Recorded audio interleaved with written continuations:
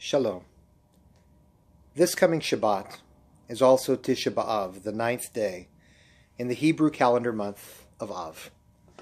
That's significant because Tisha B'Av is one of Judaism's most solemn days.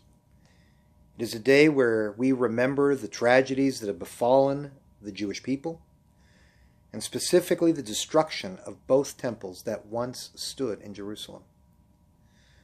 Other than Yom Kippur, Tisha B'Av is the only 24-hour fast day on our calendar.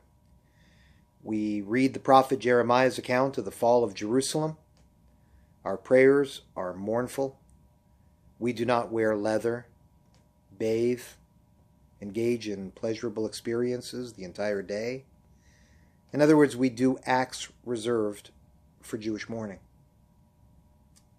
I think Tisha B'Av is a very instructive day if you want to learn about the Jewish people.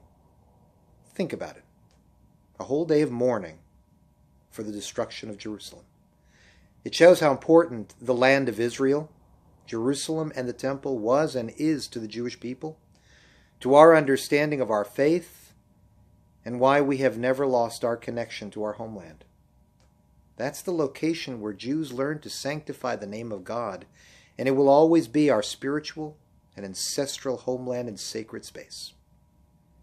But this year, Tisha B'Av is instructive for another reason. It falls on Shabbat, the holy Sabbath. No morning practices are allowed to take place on Shabbat. Shabbat is a time of joy and pure happiness. Shabbat supersedes Tisha B'Av. As a result, Tisha B'Av will begin on Saturday night.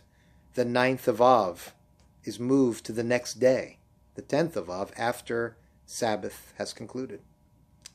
I think that teaches us something about Judaism. Ancient societies and even modern ones tend to sanctify space and objects.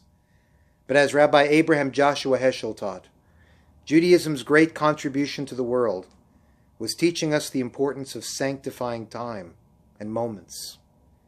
The Sabbath is the sanctification of time, and in many ways that is holier than any object or space we can imagine. The temple in Jerusalem, the sanctity of space. The Shabbat, the sanctity of time. As human beings, we know how to create the holiness of location. But Judaism teaches us that in our lives, it is much more meaningful to sanctify the holiness of time, or as Heschel describes the Sabbath, a cathedral in time. Shabbat Shalom.